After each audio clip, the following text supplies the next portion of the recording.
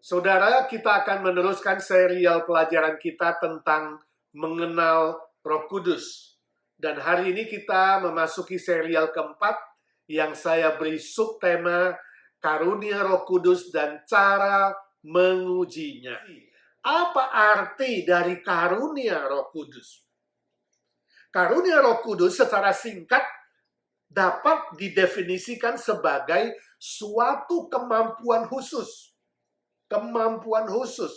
yang diberikan oleh Roh Kudus kepada setiap orang Kristen, setiap orang percaya, sesuai dengan kehendak Roh Kudus, sesuai dengan otoritas Roh Kudus, untuk digunakan dalam pelayanan pembangunan tubuh Kristus atau gereja Tuhan di muka bumi ini.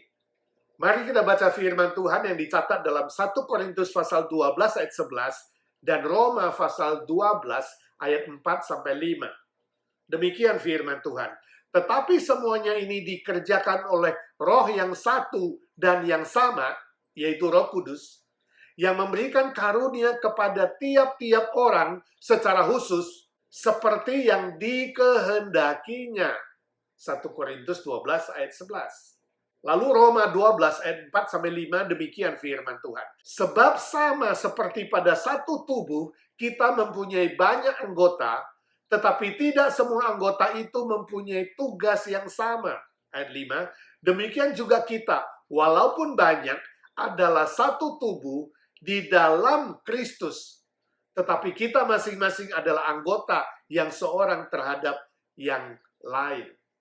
Nah, saudaraku, konteksnya adalah bahwa setiap orang Kristen itu diselamatkan untuk memuliakan Bapa di sorga melalui pelayanan.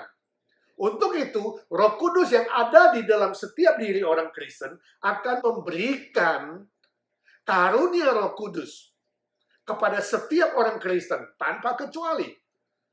Masing-masing orang Kristen akan mendapat karunia secara khusus, secara unik, sesuai dengan kehendak dari Roh Kudus. Nah, perhatikan istilah tiap-tiap orang secara khusus dalam 1 Korintus 12 ayat 11. Juga istilah tidak semua anggota itu mempunyai tugas yang sama dalam surat Roma 12 ayat 4. Kedua kalimat ini sangat jelas menegaskan bahwa setiap orang Kristen diberikan karunia yang berbeda. Jadi tiap orang beda. Tiap orang unik. Sebab itu tugas orang Kristen adalah belajar mengenal karunia Roh Kudus yang ada pada dirinya. Jangan salah mengenal. Agar bisa melayani dengan baik, melayani dengan benar, dan tepat pada posisinya, pada tempatnya. Maka hasilnya akan efektif, akan produktif, akan progresif, dan baik, dan sehat, dan benar. Permisi tanya, sudahkah saudara mengenal karunia Roh Kudus di dalam dirimu dengan tepat? Nah, ada sebagian orang Kristen tidak dapat mengenalnya dengan benar. Kenapa demikian? Ada beberapa hambatan yang kemungkinan terjadi, yaitu satu, mungkin kerohanian orang tersebut mandek. Artinya, rohaninya stop, tidak bertumbuh. Akibatnya, dia tidak memiliki pengetahuan tentang karunia Roh Kudus yang ada pada dirinya. Atau kemungkinan kedua, dia memiliki sifat kekanak-kanakan. Akibatnya dia tidak peduli, dia cuek, dia tidak tertarik dengan hal kerohanian dan pelayanan. Walaupun sudah lama, bertahun-tahun, puluhan tahun menjadi orang Kristen, tapi dia tidak mengenal karunia Roh Kudus dalam dirinya. Kemungkinan ketiga, mungkin pengenalan diri yang salah atau ada hambatan pengenalan terhadap kepribadiannya. Kemungkinan dia menilai dirinya dari penampilan lahiriah, atau dia mengenal identitasnya dari apa kata orang, atau menilai dirinya dari pendidikan, atau dari harta kekayaan. Akibatnya, orang itu bisa jadi minder kalau dia merasa kurang dari orang lain, dia merasa pendidikannya kurang, dia merasa penampilannya kurang, kekayaannya kurang, atau kata orang ini dan orang itu membuat dirinya jadi pelin-pelan, ya, suka berubah-ubah, tergantung situasi dan kondisi, tergantung apa kata orang, tergantung perasaan dia yang juga berubah-ubah. Jadi orang yang sedemikian memiliki hambatan di dalam mengenal kepribadiannya, mengenal identitas dirinya yang tepat. Keempat, kemungkinan latar belakang lingkungan yang tidak mendukung, misalnya keluarganya tidak mendukung dia melayani, atau dia terlalu sibuk bekerja sehingga tidak ada waktu yang tetap untuk belajar firman Tuhan, untuk melayani, atau ada halangan-halangan lainnya.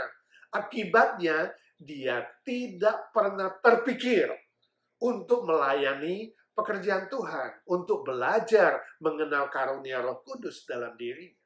Yang kelima, kemungkinan pendidikan rohani yang tidak benar, atau dia terpengaruh oleh ajaran yang menyesatkan. Akibatnya pengertiannya terhadap Roh Kudus menjadi salah, keliru. Pengertiannya terhadap gereja Tuhan juga keliru. Dan pengertiannya terhadap pelayanan juga tidak sesuai dengan firman Tuhan. Nah, saudaraku, dalam kenyataannya memang ada sebagian orang Kristen yang memiliki pemahaman yang tidak benar atau keliru dalam mengenal karunia Roh Kudus. Misalnya, karunia Roh Kudus disamakan dengan bakat alami. Ini keliru. Bakat alami itu diberikan Tuhan untuk setiap manusia secara universal, baik untuk orang Kristen atau orang non-Kristen. Tetapi karunia Roh Kudus itu hanya dikaruniakan oleh Roh Kudus kepada orang-orang percaya, orang Kristen, secara khusus, secara unik. Atau karunia Roh Kudus disamakan dengan buah Roh Kudus. Ini juga keliru. Buah Roh Kudus itu diproduksi oleh Roh Kudus di dalam diri semua orang Kristen. Semua orang Kristen harus punya buah Roh Kudus ini karena dia memiliki Roh Kudus. Tetapi karunia Roh Kudus itu unik dan berbeda. Satu orang Kristen dengan orang Kristen yang lainnya berbeda. Buah Roh Kudus itu adalah karakter ilahi untuk kesaksian hidup yang memuliakan Tuhan. Sedangkan karunia Roh Kudus adalah kemampuan khusus untuk melayani pekerjaan Tuhan. Atau karunia Roh Kudus disamakan dengan fungsi orang Kristen atau peranan orang Kristen. Ini juga keliru. Fungsi orang Kristen atau peranan orang Kristen adalah menjadi saksi Kristus, duta Kristus yang hidup beribadah kepada Tuhan, yang berdoa dengan tekun, yang bertumbuh dalam iman dan pengetahuan, mengabarkan Injil sampai ke ujung bumi, berbuat baik untuk semua orang. Ini adalah fungsi orang Kristen. Nah, sedangkan karunia Roh Kudus adalah kemampuan khusus yang tidak sama satu dengan lainnya. Dan fungsinya adalah untuk melayani pekerjaan Tuhan sesuai dengan karunia yang diberikan oleh Roh Kudus. Selanjutnya, karunia Roh Kudus disamakan dengan kekuatan gaib atau magic.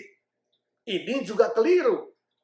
Memang salah satu karunia Roh Kudus itu adalah kemampuan untuk melakukan mujizat dengan tujuan bukan untuk pamer diri, bukan juga untuk kepentingan pribadi atau keuntungan pribadi, tapi sepenuhnya untuk melayani pekerjaan Tuhan, untuk memenangkan jiwa bagi kerajaan Tuhan. Nah, saudara, berbeda dengan kekuatan gaib atau magic. Kemampuan itu bukan dari Roh Kudus, tapi diberikan oleh roh lain, roh dunia atau roh jahat. Tujuannya adalah untuk kepentingan pribadi dan untuk keuntungan pribadi. Jadi berbeda. Lalu pertanyaan selanjutnya, bagaimana kita bisa mengerti bahwa karunia Roh Kudus di dalam diri kita itu sudah benar? Bagaimana kita bisa mengenalnya dan mengujinya? Ada 3 hal, saudara. Yang pertama, karunia Roh Kudus yang benar dapat membangun jemaat secara utuh. 1 Korintus 12 ayat 1, ayat 7, kemudian pasal 14 ayat 12. Mari kita membaca firman Tuhan. Sekarang tentang karunia-karunia roh. Aku mau, saudara-saudara, supaya kamu mengetahui kebenarannya.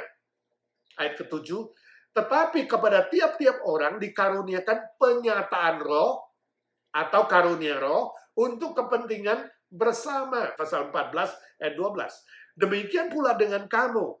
Kamu memang berusaha untuk memperoleh karunia-karunia roh. Tetapi lebih daripada itu, hendaklah kamu berusaha mempergunakannya untuk membangun jemaat. Nah, saudara, kedua ayat di atas sangat jelas. Rasul Paulus menegaskan kepada jemaat Korintus bahwa tujuan utama dari pemberian karunia Roh Kudus itu adalah untuk membangun jemaat Tuhan, membangun gereja Tuhan. Jadi ukurannya sangat jelas, ujiannya sangat jelas. Jika karunia yang dipraktekkan itu tidak bisa membangun jemaat secara utuh, malah sebaliknya, membuat jemaat jadi resah, jadi bingung, bertanya-tanya, dan kemudian bisa terpecah belah.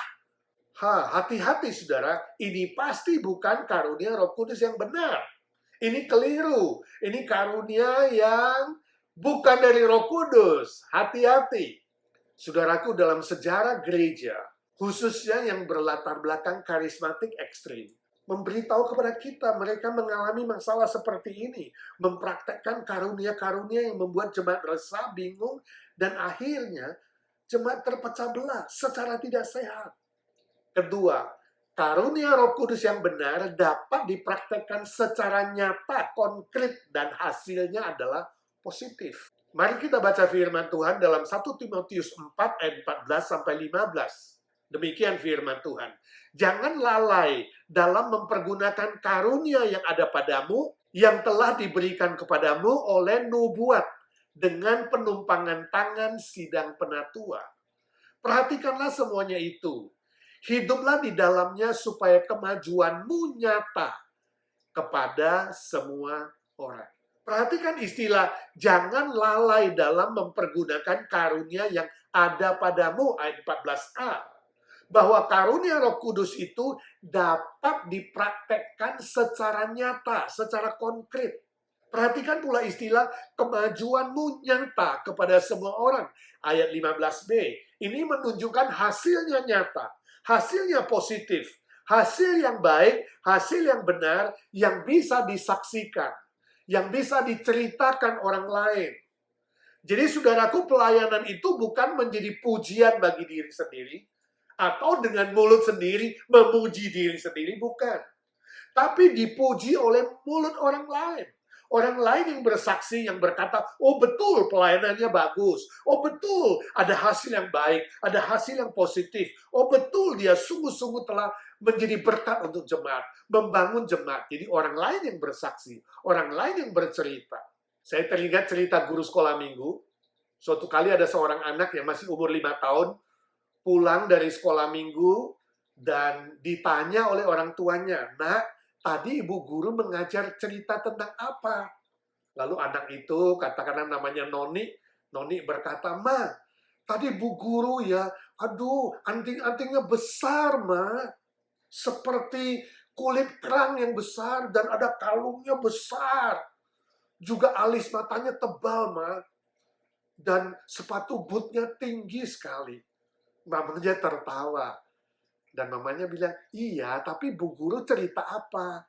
"Aduh, Ma, Noni udah lupa." Nah, saudara, kalau saudara berpikir saudara punya karunia mengajar, lalu mencoba mengajar, dan hasilnya seperti ilustrasi tadi, maka saudara perlu evaluasi diri. Sungguhkah saya punya karunia mengajar? Kenapa anak-anak tidak mengerti, tidak menangkap cerita saya? Ini adalah salah satu contoh bagaimana menguji karunia Roh Kudus yang benar. Jadi bukan berdasarkan perasaan diri sendiri. Oh, saya rasa saya sudah baik kok. Saya rasa karunia saya sudah benar kok. Bukan perasaan diri. Juga bukan mengira, oh saya kira-kira saya udah melakukan yang terbaik kok. Kira-kira anak-anak mengerti kok, bukan. Tapi dengarkan orang lain. Tanya orang lain yang dilayani itu.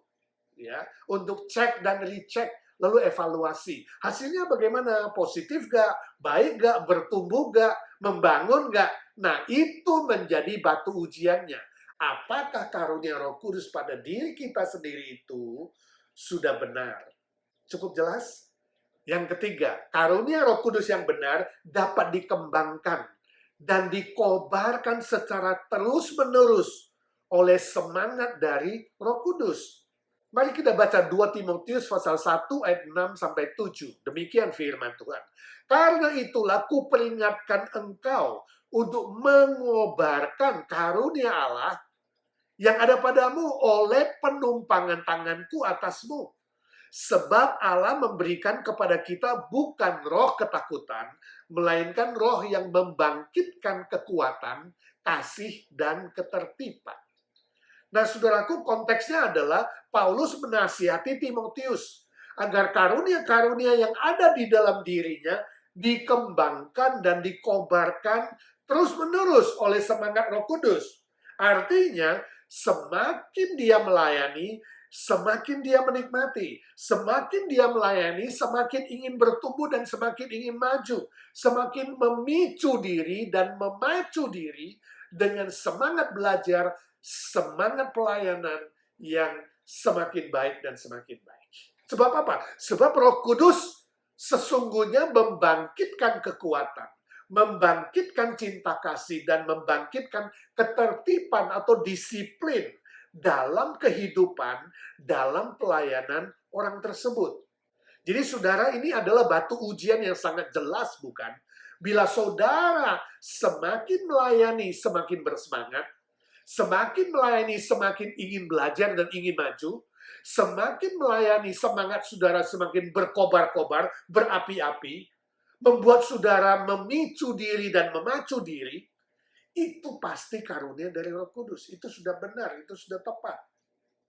Tetapi sebaliknya, semakin saudara melayani, saudara semakin lesu, semakin jenuh, semakin tidak bergairah, semakin tidak ingin belajar, tidak ingin maju, begitu-begitu aja, malah tambah mundur, ditambah dengan semakin melayani, suka mengeluh, suka bersungut-sungut, menjadi malas, pelayanan rasanya beban berat, mau melayani rasanya, aduh kok berat ya, itu pastilah bukan karunia yang benar dari Roh Kudus. Jangan-jangan saudara salah karunia.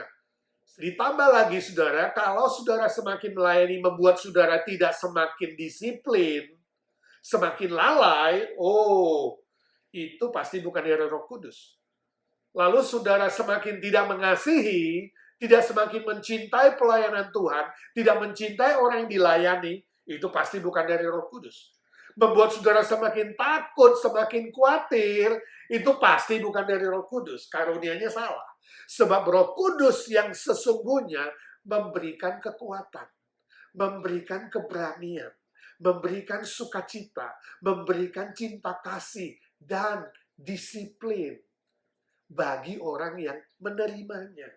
Jadi saudaraku, perlu dicek dan recheck, dievaluasi dan mengevaluasi diri sendiri. Kalau memang itu keliru, ya stop melayani itu, gak apa-apa, ganti pelayanan yang lain. Evaluasi lagi karunia Roh Kudus itu. Jangan-jangan saudara selama ini melayani juga motivasinya tidak benar, hanya untuk menyenangkan pendeta misalnya, sungkan sama pendeta atau sama majelis, atau hanya untuk cari nama, hanya untuk ikut-ikutan, iseng-iseng, atau gila hormat, gila pujian, atau supaya kelihatan hebat, atau ada agenda pribadi. Untuk saudaraku, hati-hatilah, itu sangat amat keliru. Kalau motivasinya sudah tidak benar, tujuannya tidak benar, dan karunianya pun tidak benar, keliru, pelayanan jadi asal-asalan. Pelayanan jadi terbengkalai. Kerjaan Tuhan akan semakin mundur. Saudaraku, stop pelayanan itu, tanggalkan pelayanan itu. Evaluasi diri dan cek dirimu. Sekali lagi, coba temukan kembali karunia Roh Kudus yang benar, yang tepat. Kemudian saudara baru melayani pada posisi yang tepat, pada pelayanan yang tepat. Lalu perbaharui juga motivasi saudara, yaitu untuk mengasihi Tuhan dan mengasihi sesama manusia, mengasihi gereja Tuhan. Jadi motivasinya adalah kasih yang saudara terima dari Tuhan. Dan tujuannya adalah untuk memuliakan Bapa di sorga dan menjadi berkat bagi orang lain. Menjadi berkat yang membangun gereja Tuhan. Harus jelas. Maka pelayanan saudara akan semakin maju, semakin efektif, semakin produktif, dan semakin memuliakan Bapa di sorga, berkenan kepada Tuhan, dan menjadi berkat bagi orang lain. Permisi tanya, apakah selama ini pelayananmu sudah tepat dengan karunia Roh Kudus yang saudara terima? Bila ya, apakah saudara semakin berkobar-kobar melayani Tuhan? Semakin aktif, dinamis, dan semakin bersuka cita? Bandingkan Roma pasal 12 ayat 11. Janganlah hendaknya kerajinanmu kendor, tapi layanilah Tuhan dengan semangat yang berkobar-kobar. Tapi kalau keliru, mulailah menemukan karunia Roh Kudus yang benar dalam diri saudara. Lalu saya anjurkan, mulailah aktif melayani. Libatkan diri saudara dalam pelayanan yang konkret di gereja lokal saudara. Kemudian periksa apakah itu sungguh memuliakan Bapa di sorga, mengasihi orang lain, dan menjadi berkat untuk orang lain, dan jemaat Tuhan dibangun. Nah, bagi saudara yang belum melayani, jangan menunda-nunda. Secepatnya menemukan karunia Roh Kudus di dalam diri saudara. Dan kemudian mulailah melayani, sebab suatu hari kelak kita semua harus mempertanggungjawabkan apa yang sudah kita terima dari Tuhan. Karunia-karunia yang sudah kita terima dari Roh Kudus, apakah sudah dipergunakan dengan baik, dengan benar, dengan maksimal. Roma 14 ayat 12. Amin. Semua kita tanpa kecuali harus bertanggung jawab. Nah, minggu depan kita akan lanjutkan dengan bagaimana kita mengenal jenis-jenis karunia Roh Kudus yang dicatat, disaksikan di dalam Alkitab. Ada berapa karunia semuanya? Jumat depan kita lanjutkan. Mari kita berdoa. Bapa di sorga, kami bersyukur untuk firman-Mu. Tuhan Yesus, tolonglah kami bukan hanya belajar, mendengar dan mengerti, tapi kami melakukannya. Roh Kudus, kami mengucap syukur sebab Engkau memberikan kami minimal satu karunia. Dan tiap orang unik. Ajar kami untuk mengenal karunia yang Kau berikan di dalam diri kami masing-masing. Dan berikan kami semangat yang berkobar-kobar untuk mempraktekkannya.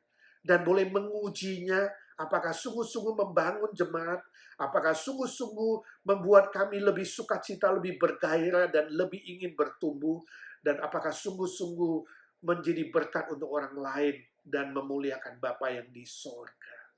Terima kasih Tuhan, Kau sudah mendengar doa kami, sebab kami berdoa di dalam satu nama Tuhan Yesus Kristus, satu-satunya juru selamat kami, penolong kami, Tuhan segala Tuhan, Allah segala Allah, Raja segala Raja, Gembala kami yang baik, yang hidup selama-lamanya. Amin. Amin.